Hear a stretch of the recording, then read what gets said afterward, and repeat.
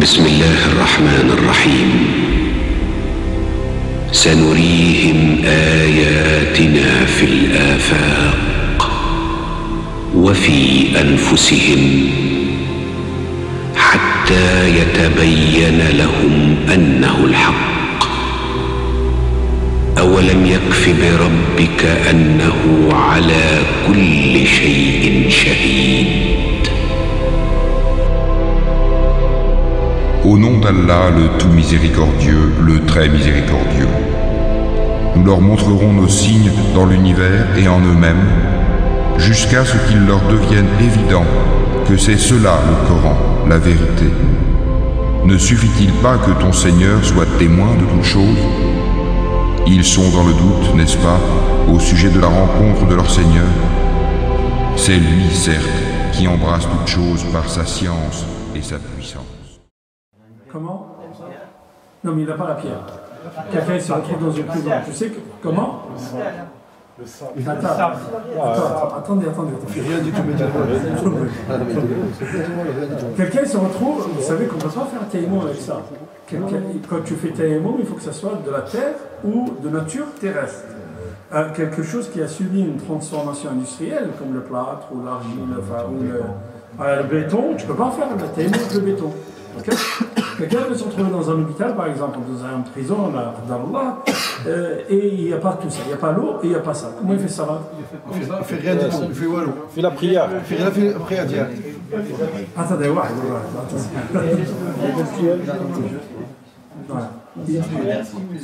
Il simule rien du tout, il fait la prière et puis c'est tout. Il simule rien du tout, il fait la prière et voilà. Donc vous voyez que... Ouais, donc le salat, ce qui est le plus important, c'est la présence de ton cœur. C'est khushu' au kalsa. C'est ça qui est le plus important, ce que disait le frère Abdelaziz. Donc effectivement, il y a shurut al-salat, les conditions de la prière sont là. Mais s'il n'y a pas les conditions, des fois, la personne est alitée. Elle n'est pas en face de la qibla. Elle doit faire la salat ou pas? Elle l'a fait quand même, avec les yeux, et elle l'a fait. Donc l'important dans la salat, c'est quoi? C'est la présence du cœur et de l'esprit. C'est ça le plus important du salat. Et malheureusement, nous, aujourd'hui, on accorde beaucoup plus d'importance à la gestuelle, comment il faut être, qu'à la présence de l'esprit fait salat. Okay? Alors que, justement, la salat, c'est la présence de l'esprit avec Allah subhanahu wa ta'ala. Wa inna ahadakum hina yusalli fa innama yunaji rabbah. Un jour, le prophète sallallahu alayhi wa sallam, il a trouvé un crachat dans la mosquée. Il dit, mais qu'est-ce que c'est que ça? Comment quelqu'un peut cracher alors qu'il est en face d'Allah subhanahu wa ta'ala?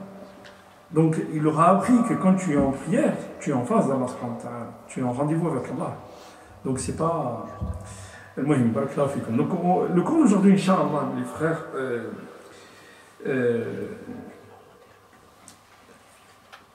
Allah subhanahu wa ta'ala, quand il a descendu le Coran, et l'ahkam التي توجد في القرآن, quand Allah subhanahu wa ta'ala il nous a prescrit quelque chose, quand il a prescrit le siyam par exemple, il l'a prescrit dans le Coran. Quand il a prescrit le hajj, il l'a prescrit dans le Coran. شو معناه؟ معناه أنت لما تقرأ القرآن تقرأ شهر رمضان الذي أنزل فيه القرآن. Et cette ayat, tu peux passer même si tu n'es pas في شهر رمضان. Pourquoi? Allah subhanahu wa ta'ala il l'a mis dans le Coran. Parce que quand tu vas passer, tu vas te rappeler la période de Ramadan où tu étais un fervent, où tu étais entretenu par le jeûne et par la lecture du Coran le soir. La même chose pour le Hajj. Okay? Allah subhanahu wa ta'ala, quand il a parlé de Hajj, il nous a détaillé le Hajj, par exemple sur Al-Baqarah, il a détaillé le Hajj, pour que quand tu passes là, avec ayat al-Hajj, tu vas te rappeler les moments qui sont extraordinaires de Hajj. Et le ulama, c'est pas une course sur le Hajj, mais on va essayer de tirer des leçons éducationnelles. Maqasid tarbawiyya min ayatayn, deux versets, voilà, في القرآن الكريم, في سورة البقرة. لكن جاءت في سياق الحج. C'est pour ça que je vous parle de ça. Allah subhanahu wa ta'ala, il a fait salat yawmiya. La prière, elle est quotidienne. Pourquoi? Parce que tu as besoin de ça pour être en liaison avec ton Créateur. En tant qu'être humain, tu as besoin de ça. Il a fait siyam, le jeûne, il l'a fait une fois par an. Okay? Et quand tu as cette école de jeûne une fois par an, tu te remplis vraiment spirituellement. Et le hajj, Allah subhanahu wa ta'ala l'a fait une fois dans la vie. Une fois dans la vie, mais demandez à ceux qui ont fait le hajj, quand tu fais le Hajj une fois, ça te marque à vie. Et 80%, entre 70 et 80% de gens qui vont au pèlerinage sont des gens qui refont. Ce sont des gens qui refont. Ils ont une telle charge spirituelle, le Hajj, hein, que quand arrive le mot c'est le Hajj, ça son cœur qui bat. Il faut qu'il.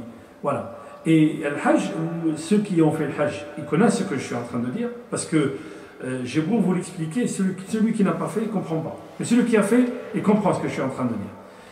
Et celui qui n'a pas fait, il verra quand il fera Inch'Allah. Et Inch'Allah, il fera.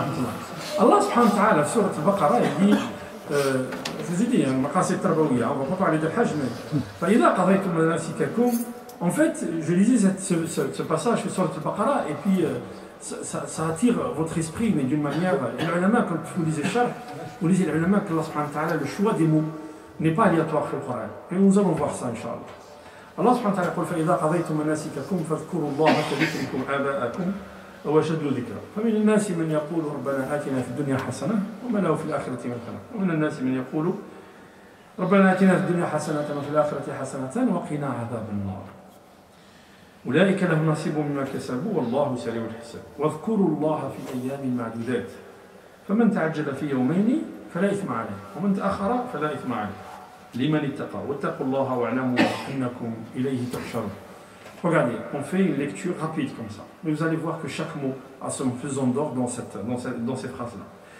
Allah subhanahu wa ta'ala nous dit, lorsque vous achevez l'ensemble de vos rites, exaltez le nom d'Allah comme vous évoquez vos pères et même plus.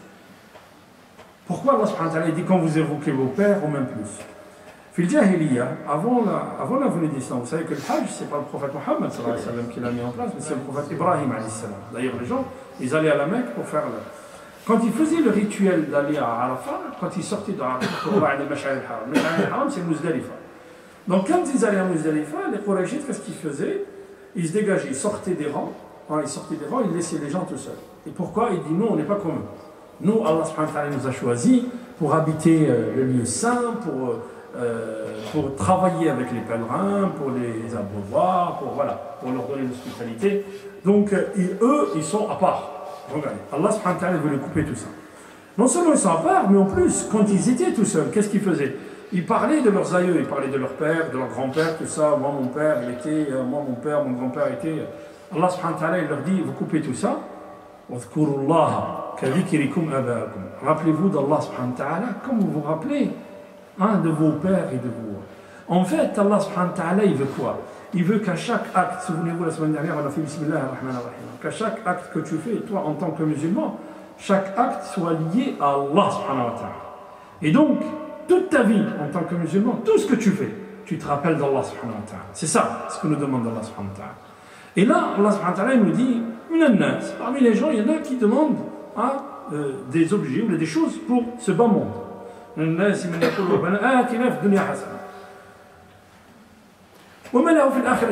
Il oublie complètement le jour du jugement. Okay? Et d'autres qui demandent le plus grand des châtiments, c'est quoi? C'est le nar. L'ajib al-ujab. Regardez, on a dit ça nous concerne tous et tous les jours. Quand tu lèves les mains à Allah subhanahu wa ta'ala, et la plupart d'entre nous ils font ça, chacun, on ne va pas se mentir à nous-mêmes. Tu demandes à quoi Allah? Tu demandes saha, l'afia, la réussite, beaucoup d'argent, le rizq, tout ça. Ok? Les rares sont ceux qui demandent l'akhirah. Alors qu'Allah subhanahu wa ta'ala nous a créés pour l'akhirah. Pour l'akhirah, il nous a créés pour le jour du jugement. Il ne nous a pas créés pour ce monde. Bien au contraire, ce monde, c'est un monde d'épreuves pour arriver chez Allah subhanahu wa ta'ala. L'adhi khalaqa al-mawta wal-hayata liyabluwakum, pour vous éprouver. Donc Allah subhanahu wa ta'ala, on a déjà dit, on a expliqué ça. Allah subhanahu wa ta'ala a commencé par la mort. L'adhi khalaqa, il a créé la mort et la vie. Il n'a pas dit qu'il a créé la vie et la mort. Or, on vit après on meurt. Non. La vie, al-hayat al-haqiqiyya, c'est après la mort. C'est après la mort. Rasul sallallahu alayhi wa sallam fait Ghazwat Badr. Ils avaient tué les mécréants, ils les avaient jetés dans leur corps, ils les ont jetés dans un puits. Puis Rasul sallallahu alayhi wa sallam, il commence à leur parler. Il dit Ya Fulan, Ya Fulan, Ya Fulan. Est-ce que vous m'entendez? Vous m'entendez? Est-ce que vous avez trouvé ce que Allah subhanahu wa ta'ala vous a promis? Parce que moi j'ai trouvé ce que Allah subhanahu wa ta'ala m'a promis. Abu Bakr et Omar, ils regardent le prophète, il dit, Ya Rasulallah, tukallimu al-mawta wa hum jif. Tu parles à des morts. Il dit, Wallahi, innahum la yasma'unani, كما تسمعونني. Ils m'entendent comme vous m'entendez. Sauf qu'ils ne peuvent pas répondre. Ils entendent avec comment dire, avec l'oreille de l'au-delà de Hayat al-Barzakhiyya. Mais ils entendent. Et ils savent ce qui se passe ici. Donc le Hayat qu'Allah subhanahu wa ta'ala, pourquoi on est là? On est là pour préparer notre avenir en fait. Voilà, nous sommes juste dans une école, on va passer un examen et on va passer chez Allah subhanahu wa ta'ala. On va revenir là-dessus, ayyuha al-ikhwa. ومن الناس من يقول ربنا آتنا في الدنيا حسنة وفي الآخرة حسنة وقنا عذاب النار.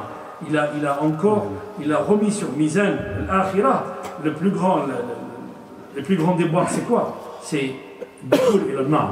فمن زحزح عن النار وأدخل الجنة فقد فاز. Qui c'est qui est le gagnant? C'est celui qui, c'est pas celui qui a perdu un peu d'argent ou qui n'a pas eu une grande maison avec la piscine. Non, c'est pas celui-là. Hein? Celui-là qui est gagnant dans cette vie, celui que Allah subhanahu wa ta'ala dit, toi tu vas rentrer au paradis. Et ça, c'est la plus grande des récompenses. ثم الله سبحانه وتعالى dit واذكروا الله في أيام معدودة. Les journées sont comptées في الحج. Si vous voulez, le hajj le plus, hein, c'est 10 jours. واذكروا الله في أيام معدودة. Rappelez-vous Allah subhanahu wa ta'ala en quelques jours. Ok? من تعجل في يومين. Alors qu'est-ce qu'il y est le mieux? C'est de rester 2 jours à Mina ou 3 jours à Mina? من تعجل في يومين Allah subhanahu wa ta'ala dit لا إثم عليه. Alors qu'est-ce qui est le mieux? 2 jours ou 3 jours? 3 jours. Alors Allah subhanahu wa ta'ala dit فمن تعجل في يومين فلا إثم عليه ومن تأخر فلا إثم عليه لمن اتقى. Regardez le sens des mots. Celui qui reste 2 jours à Mina, on ne peut le blâmer parce qu'il est resté 2 jours. Okay? Celui qui reste 3 jours à Mina, on ne peut le blâmer. Lakin, si tu restes 3 jours ou 2 jours, liman ittaqa. Qu'est-ce que ça veut dire ittaqa? Allah subhanahu wa ta'ala, quand il t'a mis au hajj, il t'a délivré de toutes les contraintes quotidiennes que tu peux avoir quand tu es là. Quand tu es là, tu fais la prière et tu le sors. Hein? Tu sors vite parce que tu as un train à prendre, parce que tu as le travail qui attend, parce que tu as ceci, parce que tu as les enfants qu'il faut que tu amènes chez le médecin, je ne sais pas quoi. Allah subhanahu wa ta'ala, quand tu vas au hajj, il t'a enlevé toutes ces contraintes. Tu vas à Mina, demandez à ceux qui vont au hajj, tu vas à Mina, tu fais rien, tu fais Allah subhanahu wa ta'ala. Hatta salat, même la prière, elle est raccourcie. Même la prière, tu fais 2 rak'at al-dhuhr, 2 rak'at al-asr. Donc, tu es là, les dhikrillah. Donc Allah subhanahu wa ta'ala te dit, tu restes 2 jours, il n'y a pas de problème. Tu restes 3 jours, il n'y a pas de problème. Liman ittaqa. Tu restes pas 3 jours parce que l'insan yasbrah. Dès qu'il est là, il veut partir. Au bout de 2 jours, il veut partir. Pourquoi? S'il veut partir parce qu'il y a l'avion qui attend, ok. Mais s'il veut partir pour aller à la Mecque, pour aller au marché, c'est pas la peine. Reste à Mina. Liman ittaqa. Tu commences pas à rentrer dans l'interdit en pratiquant de la médisance ou parler sur les gens ou parler, comme on dit, bête sur les gens et tout ça. Non. Liman ittaqa. Hein? فلا إثم عليه ومن تأخر فيه فلا إثم. واتقوا الله وَاعْلَمُوا أَنَّكُمْ إِلَيْهِ تُحْشَرُونَ. C'est une phrase qui porte un très lourd sens. وَاتَّقُوا اللَّهَ, craignez Allah subhanahu wa ta'ala, وَاعْلَمُوا أَنَّكُمْ إِلَيْهِ تُحْشَرُونَ. Donc on va s'arrêter là. وَاعْلَمُوا أَنَّكُمْ إِلَيْهِ تُحْشَرُونَ. Allah subhanahu wa ta'ala قال وَاعْلَمُوا, l'ilm, le savoir, la science. Il faut que tu saches que Allah subhanahu wa ta'ala, qu'il n'y a pas seulement une vie après la mort, mais qu'Allah subhanahu wa ta'ala, il va nous rassembler. Il va nous rassembler tous comme nous sommes, musulmans, pas musulmans, toutes les créatures. Il va nous rassembler, Allah subhanahu wa ta'ala. Al-Hashr, Al-Hashr, c'est qu'Allah subhanahu wa ta'ala, Allah sallam, il nous dit Inna as-sama'a satumtiru matara tunbitu al-insan. Les gens vont sortir de tout lieu, là où ils sont, as-sama'a tumtir. Ok? Après que Allah subhanahu wa ta'ala, alors, qu'est-ce qui va se passer? Allah subhanahu wa ta'ala, il a créé cet univers, on l'a fait quand on a fait l'Yawm al-Akhir, il a créé cet univers pourquoi? Pour l'homme. Pour que l'homme adore Allah subhanahu wa ta'ala. Tout ce qu'il y a dans cette vie, que ce soit les arbres, les plantes, les animaux, tout ce qu'il y a, toute la chaîne biologique, pour ceux qui font la biologie, hein, la chaîne alimentaire, la chaîne biologique, toute cette chaîne, hein, elle est faite pour qui? Pour l'homme. Pour que l'homme, pour que l'homme adore Allah subhanahu wa ta'ala. Quand Allah subhanahu wa ta'ala fait disparaître tous les humains, toutes les créatures, la terre n'a pas lieu d'être. Allah subhanahu wa ta'ala, il l'a plus. Il n'y a plus rien. يوم نطوي السماء كطي السجل للكتاب وكطي السجل للكتب. Okay? Le jour où Allah subhanahu wa ta'ala il pliera les cieux et la terre comme on plie un livre. Vous avez vu que tu ouvres un livre et tu le plies comme ça, comme ça. Allah subhanahu wa ta'ala il pliera tout. Et il n'y aura plus rien. Plus rien. Et tout le monde disparaîtra et tout le monde mourra. Et Allah subhanahu wa ta'ala va recréer une nouvelle terre, il va recréer les gens. Et là, hein, les gens vont... Et là, qu'est-ce qui va se passer? وَاعْلَمُوا أَنَّكُمْ إِلَيْهِ تُحْشَرُونَ. Aucun être humain ne vous dira que la mort n'existe pas. Il n'y en a pas. Il croit pas en Allah, tout le monde vous dira que la mort, c'est une vérité. Parce qu'on y sera tous et on arrivera tous un jour à notre mort. Ok? Sauf que Allah subhanahu wa ta'ala dit wa'alamu, sachez que vous allez le rencontrer, que vous allez, chez Allah subhanahu wa ta'ala. Comment ils ont traduit ça? Soyez donc pieux envers Allah et sachez que vous serez rassemblés auprès de lui. Wa'alamu annakum ilayhi tuhsharun. Nous serons rassemblés devant Allah subhanahu wa ta'ala. قال ابن عباس, écoutez bien les frères. ويوم تشقق السماء بالغمام ونزل الملائكة تنزيلا الملك يومئذ الحق للرحمن وكان يوما على الكافرين عسيرا. هذه الآية سورة الفرقان. Ok?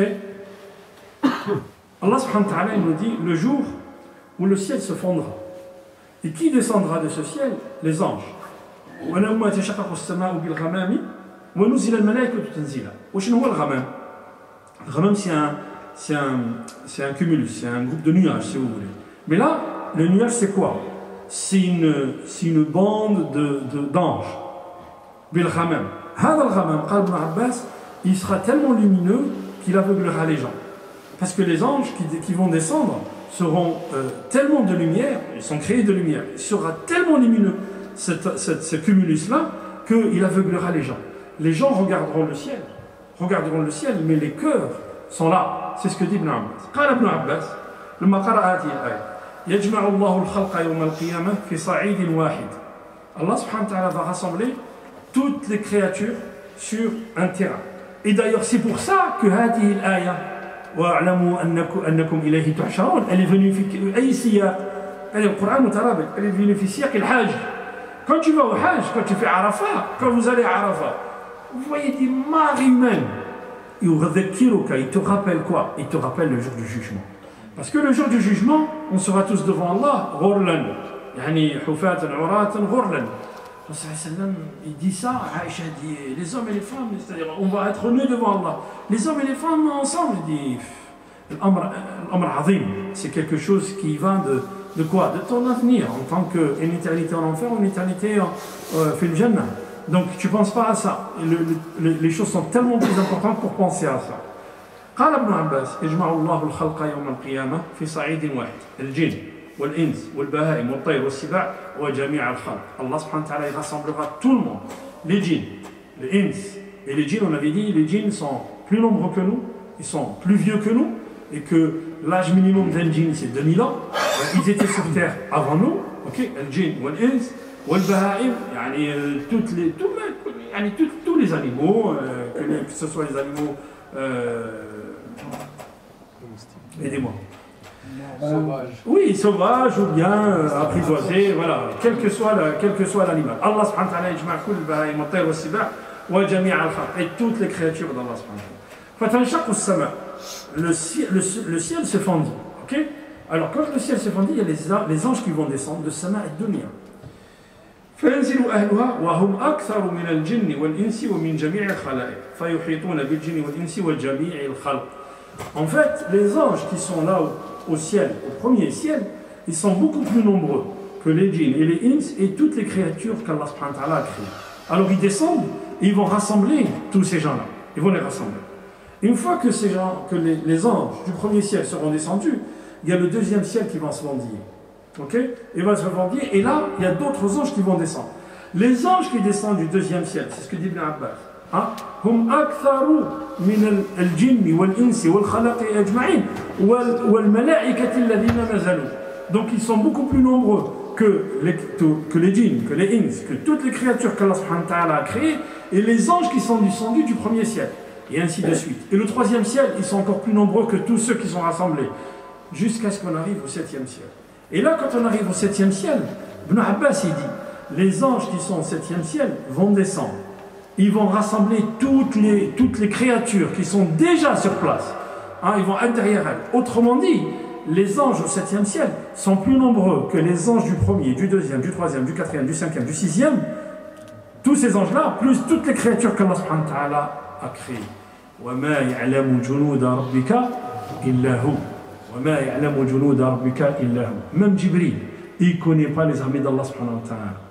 Même Jibril. هذا من علم الغيب أيها الإخوة. Ce que le prophète sallallahu alayhi wa sallam nous apprend. Ça c'est Ibn Abbas qui nous dit ça. فتنزل الملائكة من السماء السابعة. Les anges vont descendre du 7e ciel.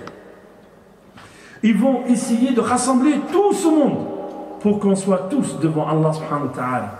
Allah subhanahu wa ta'ala il nous dit وَمَنْ نُوقِشَ الْحِسَابِ عُذِبْ. Celui à qui Allah subhanahu wa ta'ala dit pourquoi tu as fait ça. C'est pas Allah subhanahu wa ta'ala qui lui dit, c'est le malaïka. Pourquoi tu as fait ça? Pourquoi tu as fait ça? Pourquoi tu as fait ça? عُذِبْ. Pourquoi? Parce que l'insan mu'min, ça va aller vite pour lui. Très vite. Allah subhanahu wa ta'ala dit voilà, tu as fait des bonnes choses, tu as fait de mauvaises actions, mais bon, غفرت لك, ادخل الجنة. من نوقش الحساب عذب. هذا قال الرسول صلى الله عليه وسلم. Un jour, il y a un compagnon, quand le prophète sallallahu alayhi wa sallam قال في يوم كان مقداره 50,000 سنة. Autrement dit, ce jour-là, il aura la valeur de 50 000 ans. Le compagnon, il vient en pleurant au prophète sallallahu alayhi wa sallam. Il dit, rien que de le savoir maintenant, ça me fait mal. De le savoir. Allah sallallahu alayhi wa sallam, il dit, Wallahi, Wallahi, innaha lil mu'min ka waqti salatin maktuba. Pour le croyant, c'est comme s'il fait une prière de Dohr ou de l'Asr ou de l'Maghrib. Waqt salat maktuba. C'est comme une prière qui passe pour lui. Mais le kafir, il va sentir le jour de 50 000 ans. Il va vraiment le sentir. Parce que, comme dit l'ulama, intidharu al-adhabi adhabun. L'attente du châtiment est un châtiment déjà. Les gens qui travaillent dans les tribunaux, ils vous le diront. Quand on ramène l'accusé, le fait qu'il ne sache pas, il est déjà mal, il est mal, parce qu'il ne sait pas ce qu'on va lui prendre. Alors, quand on lui dit qu'il va prendre 5 ans, 8 ans, il le sait, c'est 5 ans. Bon. Mais tant qu'il est dans l'expectative, il est en train d'attendre, c'est déjà un châtiment pour lui. C'est lourd, c'est très lourd pour lui. Ok, intidharu al-adhabi adhabun. قال فينزلون ابن عباس الحديث je continue le hadith قال فينزلون من السماء السابعة ومن السماء السابعة ينزل حملة العرش وحولهم ملائكة كثير يعني autour d'elle ملائكة كثير حتى تنشق السماء السابعة قال الكروبيين وينزل معهم الكروبيين ce sont les gens qui sont rapprochés من عرش الله سبحانه وتعالى قال فينزل حملة العرش اسمعني فينزل حملة العرش ثم يصف لنا حملة العرش. Il va nous décrire comment ils sont les porteurs du trône d'Allah subhanahu wa ta'ala. Bien sûr on dit ils descendent, mais ne l'imaginez pas comme notre descente si vous voulez. Ne l'imaginez pas comme un trône. Hein? On te dit comme ton esprit pense à Allah subhanahu wa ta'ala, c'est pas comme ça. ليس كمثله شيء. Tu ne peux pas imaginer comment il est Allah subhanahu wa ta'ala. قال فتنزل حملة العرش فحملة العرش quand ils descendent يسبحون ويهللون en fait ils invoquent Allah subhanahu wa ta'ala ورأسهم قال مطأطأ comme ça ils sont en tel respect vis-à-vis d'Allah subhanahu wa ta'ala. يقول ابن عباس مسافة يعني خماسه يعني le dernier orteil jusqu'à la cheville ما يطير الطير 500 سنة. Donc la distance entre le dernier orteil chez lui, jusqu'à sa cheville, 500 ans. 500 ans à vol d'oiseau, ce que peut traverser l'oiseau en 500 ans, en volant. Imaginez. Il dit ça pour chaque moment, chaque articulation, hein, entre chaque articulation. Et il dit وَمَا بَيْنَ عَاتِقِهِ وَشَحْمَتِهِ مَا يَطِيرُ الطَّيْرُ 500 سنة. Et entre son épaule et son lobe d'oreille, c'est 500 ans, pareil. Donc imaginez comment ils sont. Mais peut-être qu'on ne peut pas imaginer. Mais aujourd'hui, on nous dit quoi? On nous dit la lumière que vous avez là, la lumière. Vous connaissez la vitesse de la lumière? C'est 300 000 ou 360 000 km à la seconde. 300 ou 360? 300 000, ok. 300 000 km à la seconde, d'accord? Voilà. Alors on nous dit ça. 300 000 km à la seconde. On nous dit que nous appartenons, nous, sur la planète Terre, nous appartenons à un système qu'on appelle le système solaire. Donc il y a d'autres planètes dans notre système. Mais quand vous regardez les étoiles ce sont d'autres soleils, comme le nôtre. Et en fait, Allah subhanahu wa ta'ala dit فَلَا أُقْسِمُ بِمَوَاقِعِ النُّجُومِ. Je ne jure par la position des étoiles. Pourquoi Allah subhanahu wa ta'ala dit je ne jure par la position des étoiles? Parce que quand tu regardes une étoile, tu as juste sa lumière qui est en train de nous arriver, elle est déjà éteinte. Donc tu vois le positionnement de cette étoile d'il y a quelques milliards d'années en arrière. Imaginez un peu, hein? quelques milliards. Ça, c'est les scientifiques qui le disent aujourd'hui. C'est pour ça qu'Allah subhanahu wa ta'ala dit Fala uqsimu bimawaqi'in nujum. Il dit pas Fala uqsimu bin nujum. Je ne jure par les étoiles. Non, de leur positionnement. Subhanallah. On vous dit on appartient, on appartient au système solaire. Notre planète appartient au système solaire. Le système solaire appartient à une galaxie qui s'appelle la Voie lactée. Okay, donc ça, c'est une galaxie. Et on dit que dans l'univers, il y a des milliards de galaxies. Que la plus proche des galaxies à la nôtre, elle est à quelques milliards d'années-lumière. C'est quoi 1 milliard d'années-lumière? 1 milliard, c'est 1 fois et 9 zéros. Tu multiplies par 300 000. En fait, ce chiffre, tu ne peux pas l'inscrire sur la calculatrice. Tu ne peux pas le mettre. Il est tellement énorme que tu ne peux pas le mettre. Et c'est pour ça que les distances, on les mesure en années-lumière. Donc, ça correspond à ce que nous dit Ibn Abbas. Ibn Abbas, quand il nous dit Hamalatul Arsh, ils sont entre son orteil et sa cheville, il y a 500 ans de vol d'oiseau. C'est quelque chose d'immense qu'on ne peut même pas imaginer, nous. هذا ما يقوله ابن عباس والتهليل ثم يصفه رواه ابن أبي حاتم بهذا السياق ثم الله سبحانه وتعالى on a dit Allah سبحانه وتعالى يقول واتقوا الله واعلموا أنكم إليه تحشرون. On disait tout à l'heure que n'importe quel être humain, quelle que soit sa position, quelle que soit sa conception de la vie, quelle que soit la conception de la vie de l'être humain, il ne te dira jamais que la mort n'existe pas. Sauf que il ne croit pas à la résurrection. Allah subhanahu wa ta'ala, il nous dit, regardez bien, subhanallah. Coran, Allah al-Azim, il faut que chacun de nous ait un minimum, une station avec le Coran tous les jours. Hatta la yuktaba min al-ghafilin. Pour que tu ne sois pas inscrit parmi les gens qui ont oublié Allah subhanahu wa ta'ala. Okay. Tous les jours, il faut que tu aies une station. Minimum une demi-page, une page. Essaye. Force-toi, frère, pour que tu aies une station avec le Coran al-Karim. Je vous ai dit, moi je ne sais pas ici, mais en Marseille, on prend le métro, le train, les journaux gratuits, tout ça, on vous bourre la tête. Qara le Coran. Kalamullah. Isma' mli' wa shukr Allah subhanahu wa ta'ala. Allah subhanahu wa ta'ala, il nous dit, ceux-là, en parlant de Quraysh, en parlant des Qurayshites qui ne croient pas au prophète sallallahu alayhi wa sallam. Il dit de وَلَقَدْ أَتَوْا عَلَى الْقَرْيَةِ الَّتِي أُمْطِرَتْ مَطَرَ السَّوْءِ أَفَلَمْ يَكُونُوا يَرَوْنَهَا بَلْ كَانُوا لَا يَرْجُونَ نُشُورًا. Allah subhanahu wa ta'ala, il nous raconte quoi là? Il dit, ils sont passés. Al-Qarya fi al-lugha al-arabiyya, quand on dit Qarya fi al-lugha al-arabiyya, Qarya, en fait on a inversé le sens dans notre dialectique. Quand on dit Qarya dans notre dialectique, c'est un petit village. Et c'est le contraire fi al-lugha. Quand on dit Qarya, c'est une grande ville. C'est vraiment une grande ville, c'est Paris. Ça c'est le Qarya. Et donc Allah subhanahu wa ta'ala, il nous parle des Qurayshites. Il nous dit وَلَقَدْ أَتَوْا عَلَى الْقَرْيَةِ الَّتِي أُمْطِرَتْ مَطَرَ السَّوْءِ أَفَلَمْ يَكُونُوا يَرَوْنَهَا. Il passait régulièrement devant cette ville qui a été anéantie ou qui a été engloutie sur un déluge de pierres. Est-ce qu'ils ne le voyaient pas? Regardez le tabir au Coran. Par contre, en fait, Allah subhanahu wa ta'ala, il nous dit ils ne souhaitaient pas la résurrection. Ils ne souhaitaient pas qu'Allah subhanahu wa ta'ala les rassemble. De quel qarya Allah subhanahu wa ta'ala il parle quand il nous parle de ça? En fait, il nous dit quoi Allah subhanahu wa ta'ala là? Il nous dit que la mort, on y pense tous. Mais il ne faut pas y penser seulement à la mort, il faut penser à la résurrection et le hisab amam Allah. Wallah ayyuha al-ikhwa, quand quelqu'un il prend 5 euros à son frère et qu'il ne lui rend pas, s'il pense que le jour du jugement, Allah subhanahu wa ta'ala va lui réclamer, et que ce jour-là, ce n'est pas les euros qu'on va rendre, ce sont al-hasanat ou al-sayyi'at, ce sont tes œuvres, tes bonnes œuvres que tu vas donner. Et ce jour-là, chacun de nous aura besoin de ces hasanat. ما هي القرية التي يتكلم عنها الله سبحانه وتعالى ici? Quand il nous parle de ces gens-là qui ne souhaitent pas la résurrection, qui ne souhaitent pas le hashr. Allah subhanahu wa ta'ala nous raconte l'histoire de Quraysh qui faisait un aller-retour, rihlat ash-shita et al-sayf. Ils faisaient quoi? Ils allaient à Sham et ils allaient à Yemen. Et quand ils allaient à Sham pour faire du commerce, ils passaient par cette qarya. Ils parlent de qui? Ils parlent de la ville Sadim ou la Sodome. هذه القرية يمرون عليها, ils passaient par là. Pourquoi? Elle se trouve où? Elle se trouve aujourd'hui dans une frontière entre la Jordanie et la Palestine, du côté de la mer Morte.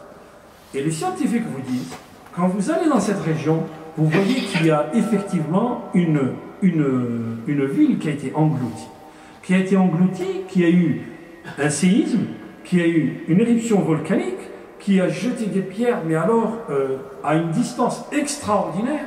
Et on voit que le fleuve Jourdain est sur une plaque tectonique. C'est-à-dire qu'il est dénivelé comme ça sur 180 mètres, sur une distance de 190 km, il est dénivelé sur 180 mètres.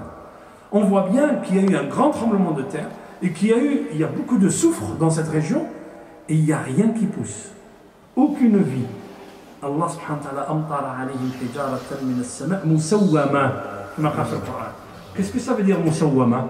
Autrement dit, ça, c'est la pierre de un tel. Et ça, c'est la pierre de un tel. Et ça, c'est la pierre de un tel. Allah subhanahu wa ta'ala nous raconte ici quoi? Il nous raconte l'histoire de Sodome qui sont Qawm Lut, ayyuha al-ikhwa. Qawm Lut, lamma ja'atuhu al-malaika, quand les anges sont venus, sa femme est allée dans leur wadi, en leur disant lui il pousse et eux ils poussent, lui il pousse et eux ils poussent. Non, non, tu sais ce qu'on est venu demander. C'est les gens qui sont chez toi. Les gens qui sont chez toi, nous on veut ces gens-là. Et l'autre il avait honte qu'il donne l'hospitalité à des gens qui étaient inconnus et que ces gens-là ils viennent demander. Qu'est-ce qu'ils disent les anges à l'autre? Ils ne vont pas arriver à nous. Pourquoi? Parce que Inna Rusulu Rabbik, Allah subhanahu wa ta'ala nous a envoyés. Ils vont subir le châtiment, et le châtiment, ils vont le subir avant la fin de la nuit. Et toi et ta famille, vous devez quitter la ville. Sauf ta femme, elle viendra avec vous, mais elle sera tenue par le châtiment, elle sera atteinte par le châtiment. Et effectivement, Allah subhanahu wa ta'ala, l'autre, fait sauf qu'ils sont sortis. Allah subhanahu wa ta'ala a descendu ja'ala safilaha, aliha safilaha. En fait, le fait qu'ils aient inversé l'ordre des choses qu'Allah subhanahu wa ta'ala a établi sur terre, Allah subhanahu wa ta'ala a établi les choses sur terre, ok? Ils ont inversé cet ordre. Allah subhanahu wa ta'ala anzala alayhim hijaratan musawwama. Autrement dit, à chaque personne lui était destiné un caillou, un gros caillou sur lui. Voilà, c'est ce que dit Allah subhanahu wa ta'ala dans le Coran. Vous trouvez ces récifs fait Taurat, Allah subhanahu wa ta'ala nous raconte ces choses. Et il nous dit, des Quraysh,